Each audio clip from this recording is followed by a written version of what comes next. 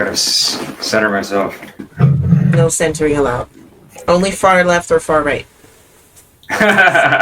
We don't believe in moderation on this channel. Pick a side, damn it. Anyway, welcome back to Music Maniacs with Side After Dark, guys. What's up, guys? It's been a long week. We had our last show for a long time. Sifa, what time do you have to wake up after that show? Sifa's a true trooper. Sifa's dedicated. To wake up at 4 a.m. and I left the premises at about 10:25 or something like that. I was able to survive. The only thing that was annoying was driving down in the city in mid-morning traffic. I was so excited to drive from 90th to, I drove 40 blocks in 20 minutes and I was happy. I was like, yes! But then 40 blocks in 20 minutes. Right, so I got down to the 50s. 2 minutes per block? Yeah, so that's okay for me. Is that math? Yes, that's good math, and that's pretty much walking time too. You know, you're walking in the city, it's about 2 minutes per block. I've been late many times, so, you know, I'm always like looking at the watch. You know, back when I was having to go far west, far east and stuff like that, I would time the blocks because, you know, okay, well, how long is it gonna take me to get here on the dot, because on the dot is kind of late for me.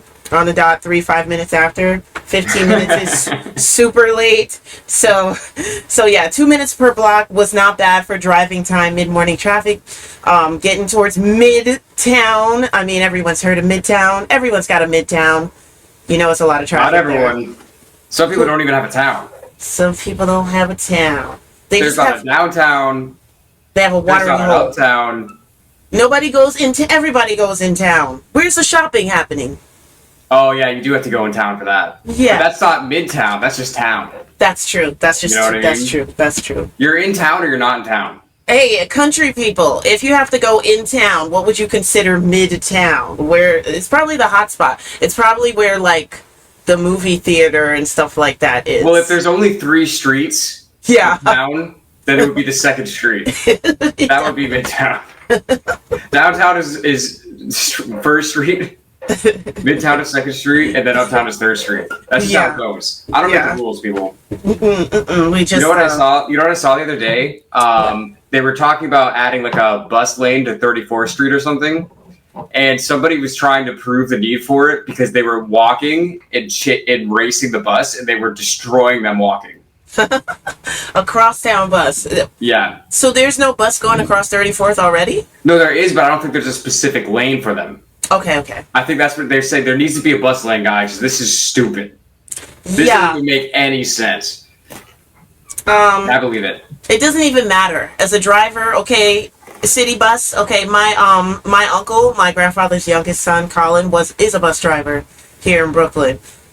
Y'all take up your lane, the lane next to you, and sometimes, a lot of times, 3 lanes, okay?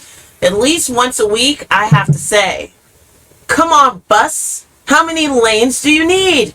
That sounds like a kid, like Dora the Explorer. Like, how many lanes is the bus in?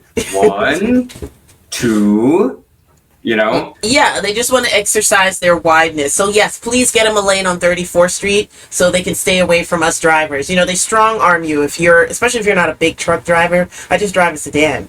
Like, you know, I drive a Corolla. So, you know, so I'm like... Why don't you just get something, why don't you get an F-250? You know what I'm saying? You ever think about that?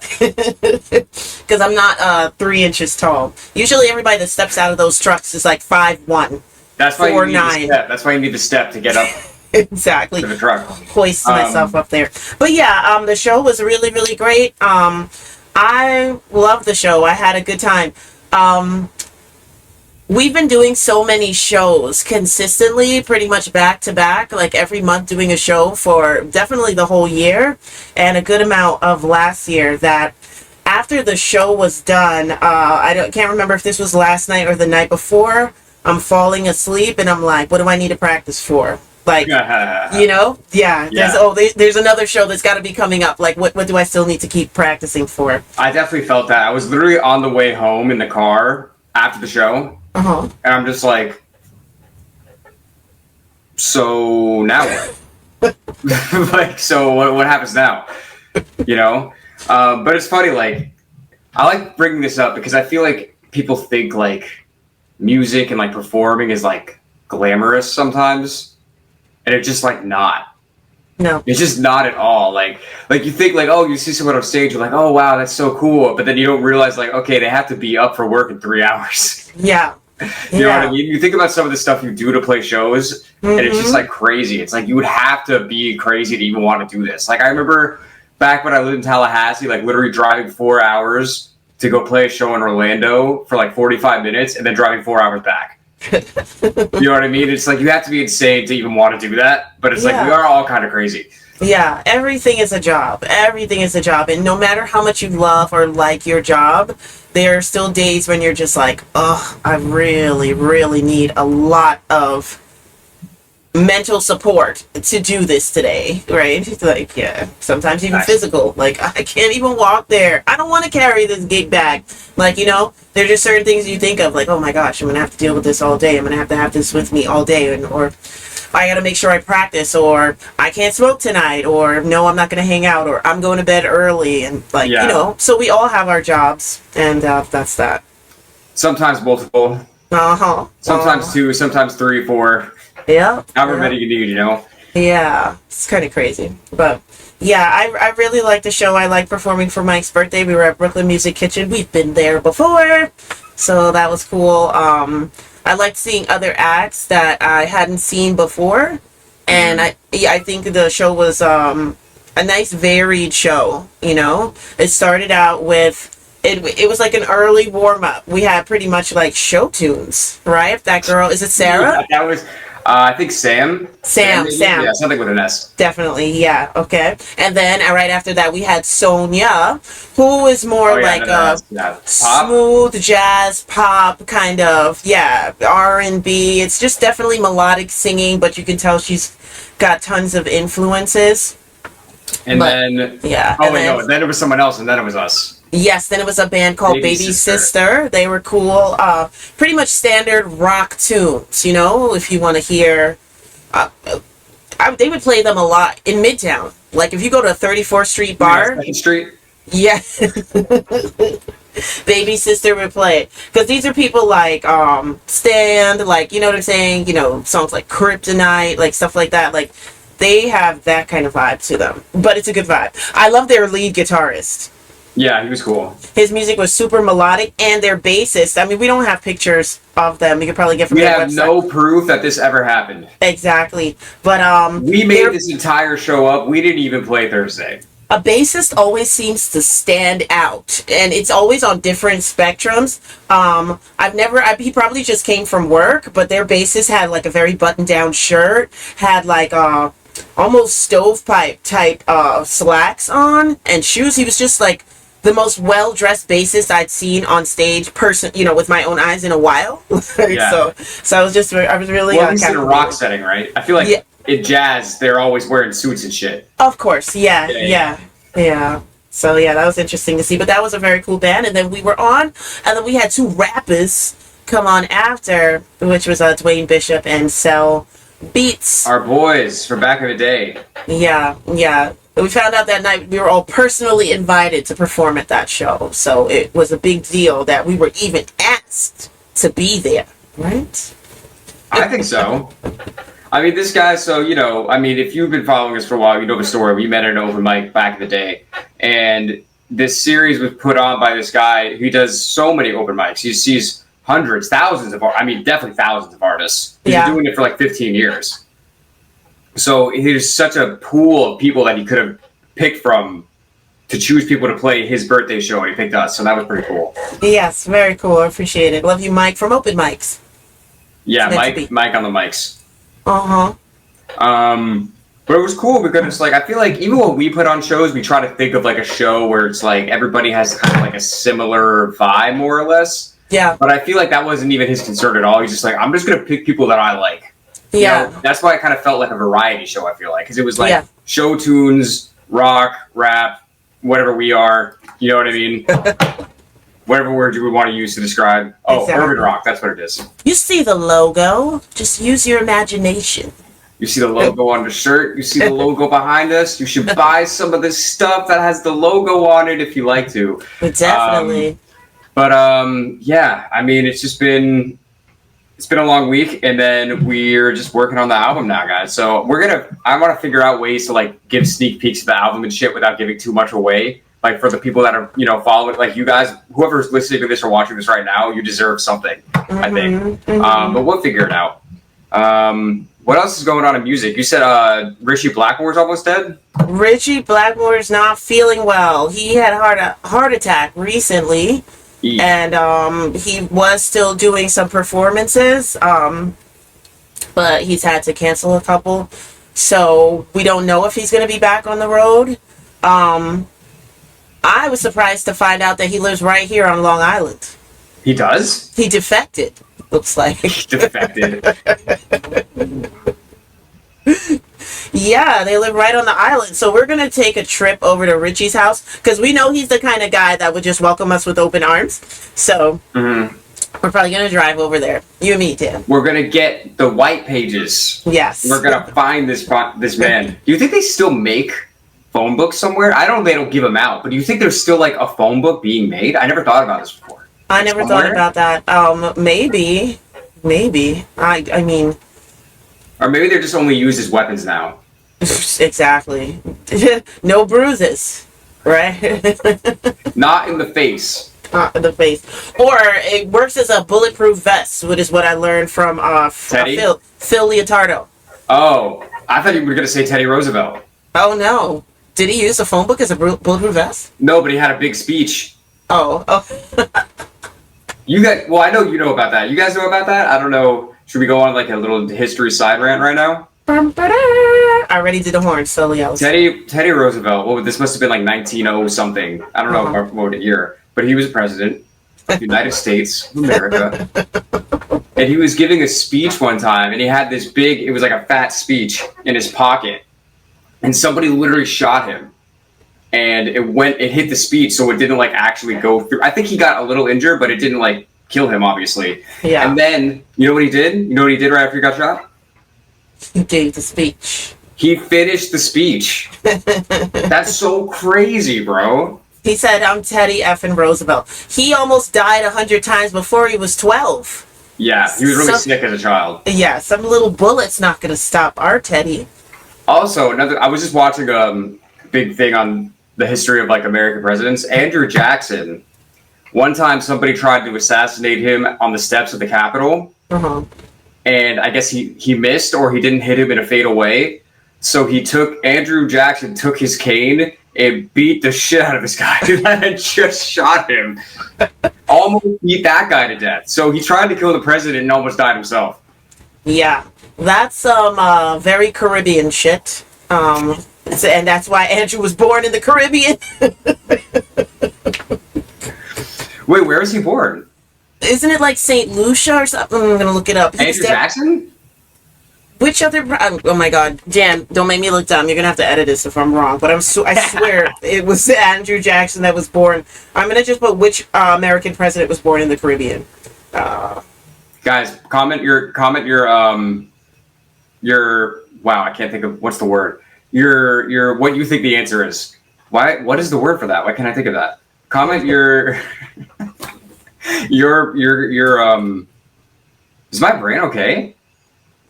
Okay, sorry. It was Alexander Hamilton. At least I got the first initial right. And he was born in Nevis in the West Indies. Because but he's not a president. Before America was founded, right? Yeah. He's not. Does that make sense? Because I don't think there's any. Has there ever been a president not born in America? Obama. No, I'm just kidding. I don't even. That was so easy to do. I'm glad you did it though, because that was funny. No, because I can't really think of like excluding the people that obviously like the first 10 presidents there wasn't in America when they were born. So that doesn't count. I thought it was right. I thought it was the U.S. Virgin Islands, which is pretty much considered America. So I was like the Caribbean, but I thought it was like still U.S. Virgin Islands. Because if you know the people from Virgin Islands, they still have a Caribbean accent, and they have a lot of Caribbean culture. Like we cook and we eat the same foods and stuff, but they just use the dollar bill. American. Exactly. Yeah. So I thought it was like something like that, but no, I was wrong. Interesting. Yeah.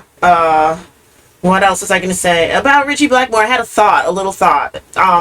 Why does he spell his nickname like that? I'm just gonna assume his name is Richard.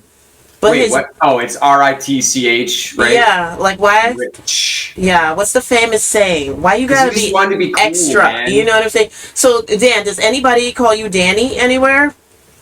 I refuse to allow that. You don't allow it? But imagine if Dan... imagine if Dan's nickname was Danny and he spelled it Daknny? Danky? No, it's like Danny, like, you know how you spell a knee and no?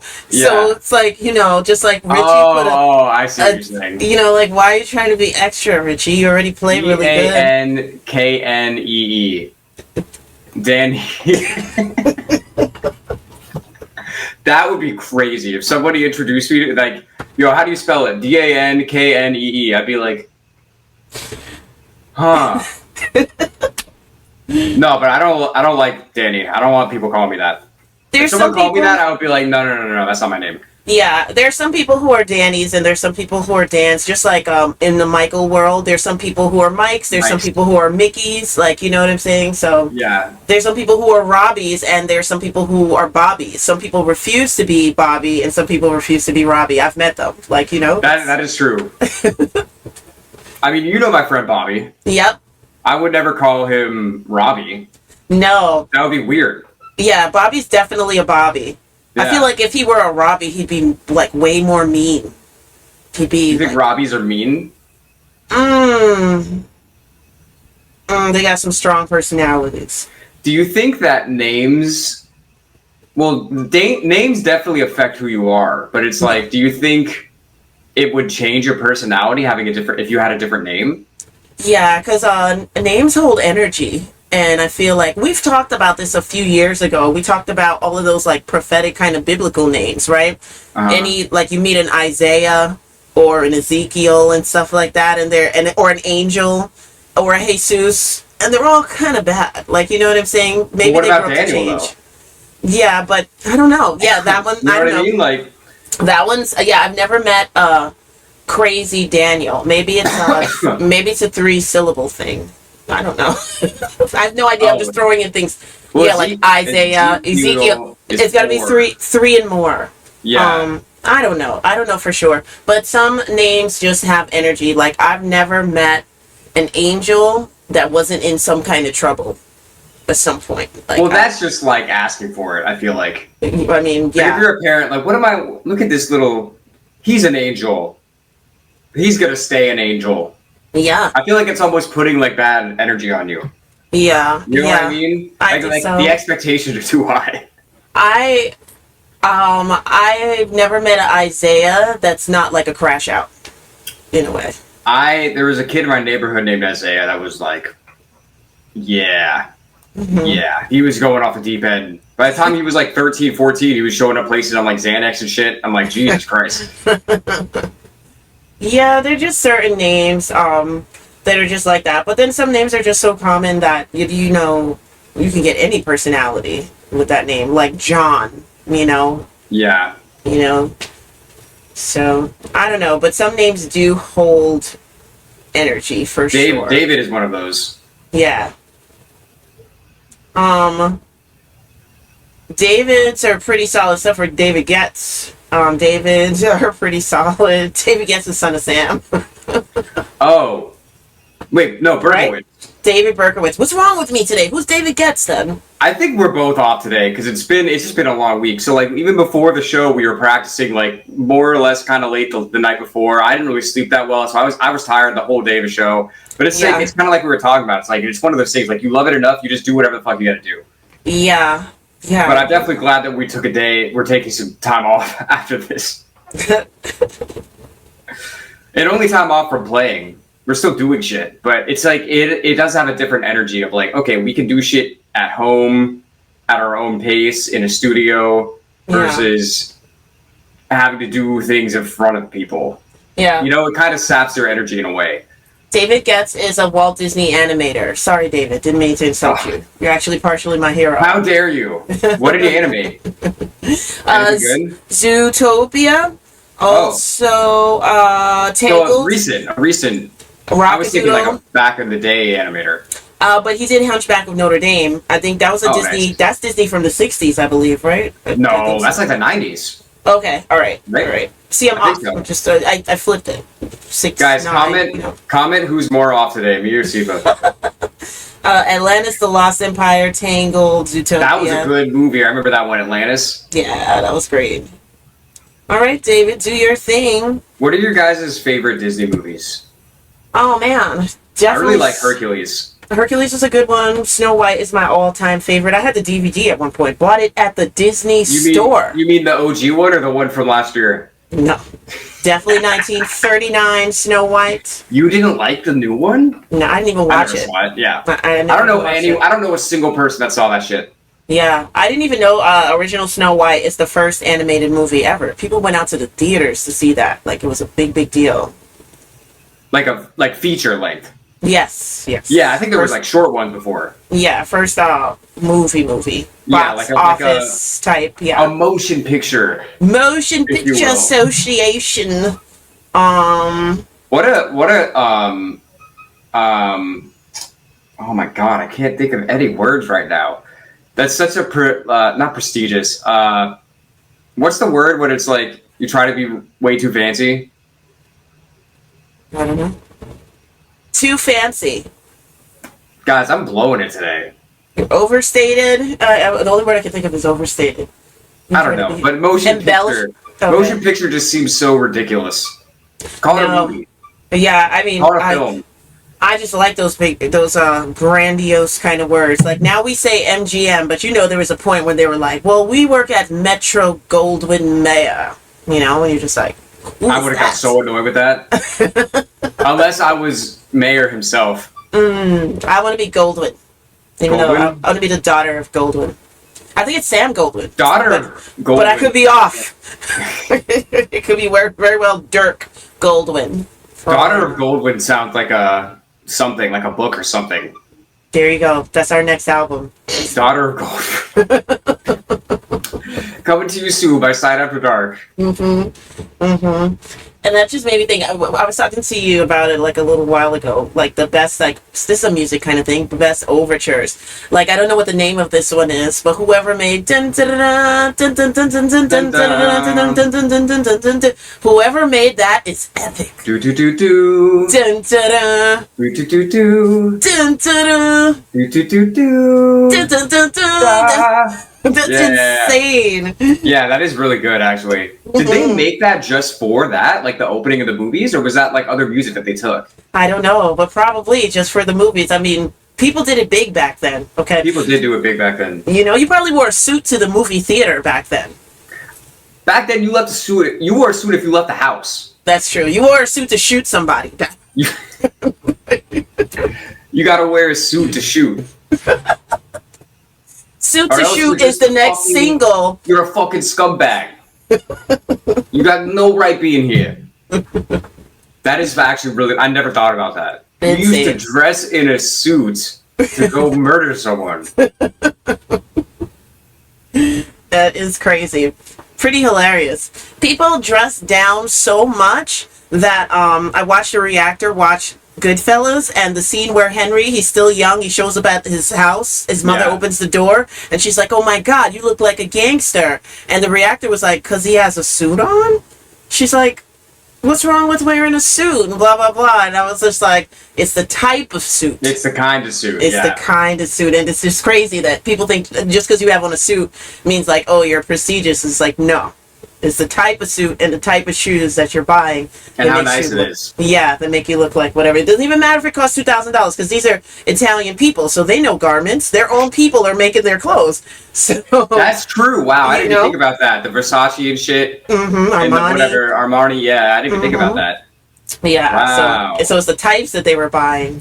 They weren't buying this, they weren't getting the same suits as the Italian dudes working on Wall Street. That's basically that's a good point. Yeah. But also it's a matter but I think the money is a matter of it because it's like if on paper your only job is working at a taxi stand and then you show up wearing a $10,000 suit. You know what I mean? Like it's in my mother's name, Dan.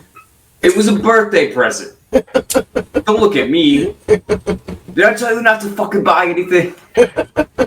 What are you, stupid or what? That's the best line. Well, he was kind of stupid, though. He's very stupid. They're all stupid. But these are like low-life guys that didn't grow up with anything, and all of a sudden they have money. They didn't go to school. They didn't get any social training. They don't know to save and invest. They're just like, they get it, they spend it. That's it. It's crazy because I remember my dad telling me that he remembers when all that shit was going down. Insane. Like, he remember like being on the... You remember in that movie, in Goodfellas, they had the wigs about the guy, like Maury's wigs? I got the best wigs. My dad was like, I remember those commercials. Like, those were actual commercials. That's insane. And he was like, I remember on the news when they did the Lufthansa heist, because we were like, how do you rob an airport? Like, how is this even possible? But he's like, yeah, I remember all of this. Yeah, inside job, for sure. Well, I mean, that's what they said, right? The guy was there. Yeah. He's like, you're looking at him. The security, you're looking at him. You're looking at him. Yeah, that's true. Yeah, that's the only way. You could never get away with shit like that today. Nah, it's just too many cameras, and it's too many snitches, too. I mean, not to say anything, like, there's anything bad about snitching. Too many fucking narcs. Yeah, because there's too many people that would see an opportunity in letting the cops know who did that. It's like, okay, you're going to pay me some money. Everybody needs some extra money now. I think it was like that then, though. You don't think it was like that then? Fucking wanted poster, $50,000 reward for information leading to, you know what I mean? Like, I think they've always been doing that. I feel like it was more frowned upon back there because communities...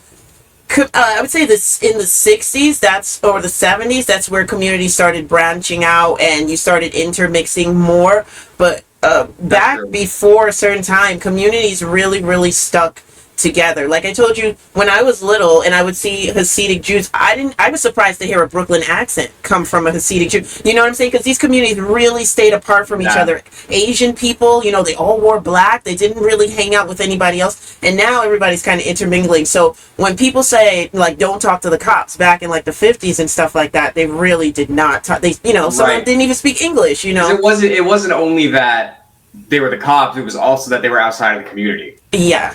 Yeah. What if it was an Italian cop?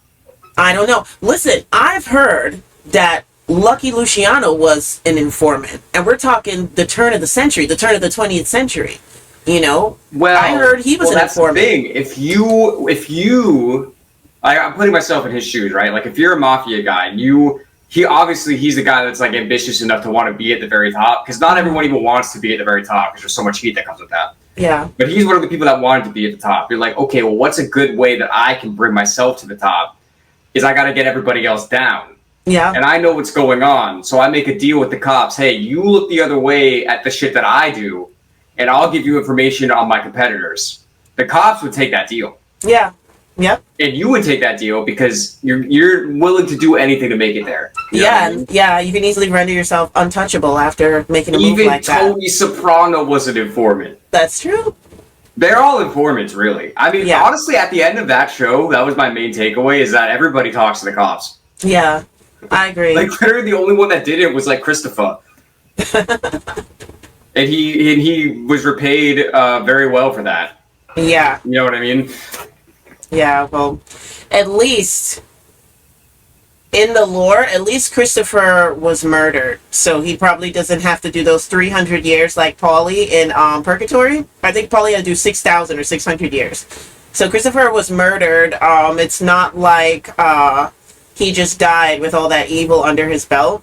He was Wait. So, but okay, wait. I don't know. I actually don't know what you're saying here. So, if you're saying if you're evil and you get murdered, the murder cancels out the evil? It cancels it out to a certain degree by the way you get murdered. Like, if you're murdered, like, not by your enemy, right? If it's gang wars and you get murdered, then it is what it is. But if it's something like you got in a car accident and somebody's, like, literally holding your nose so you don't breathe, someone who that's a very evil way to get someone. Yeah, somebody who professed to love you like a son and stuff. It takes a couple of notches off your evil belt, you know. But why should it though? And just stick with me here, because it's not anything that you did. You're not redeeming yourself. This is just evil added on to somebody else. You still did all that shit. You know what I mean? Yeah. So, like, why would that make a difference for you? It would make a difference for them. You know what I mean? Yeah, I would say it would make a difference for you, especially if you've never done anything like that. Anybody that, well, no, Christopher did kill his acting coach. I was Christopher gonna say killed a lot of people. unjustly. Well, I mean, he's doing his job. He's a soldier, basically. I was just following orders. Yeah, that for the last person he killed, that was kind of wrong. So in a way, maybe the way he died was for his karma for the last person that he killed. But also in a way, I see Christopher as kind of like an innocent in the family because he didn't have a dad and he kind of had no choice. He had no way to look at another angle and say, I should do this, I disagree though, because his whole arc, talk about an arc, the whole like first, all the way up to the end really is him deciding, do I want to stay in the mafia or do I want to go pursue my actual dream of like screenwriting and acting and all that shit, which he was doing at the end, making movies and shit. Mm-hmm. But he was never able to really leave it behind. There was even that one time where Tony was like, look, if this is what you want to do, you go think about it.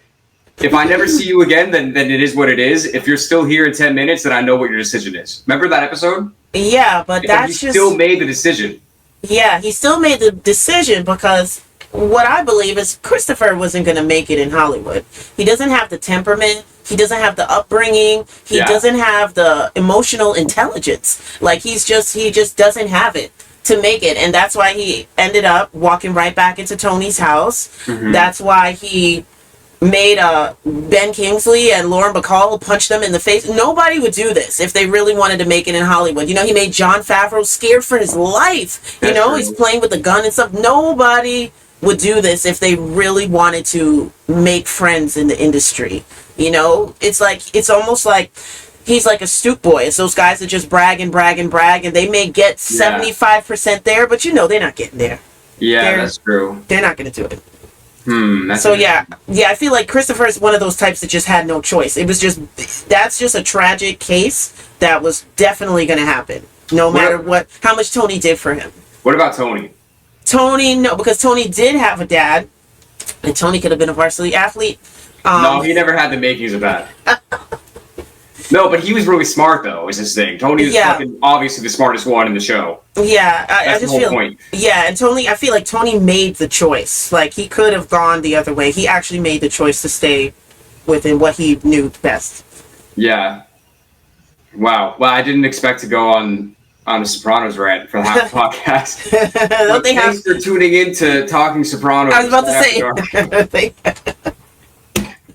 I did cover everything I wanted to talk about, though. We talked about the show. We talked about what we're going to be doing after the show. I definitely wanted to talk about Ritchie Blackmore and his nickname. Rich. Exactly. Yeah. I never thought about that before you said it. Hey, you learn something new every day, Well, thanks again for being here, guys. This has been Music Maniacs with Side After Dark. If you like the podcast, tell your friends, buy some merch, listen to our music. Help us keep doing this. But until next time, we're Side After Dark. We'll see you soon. Yep.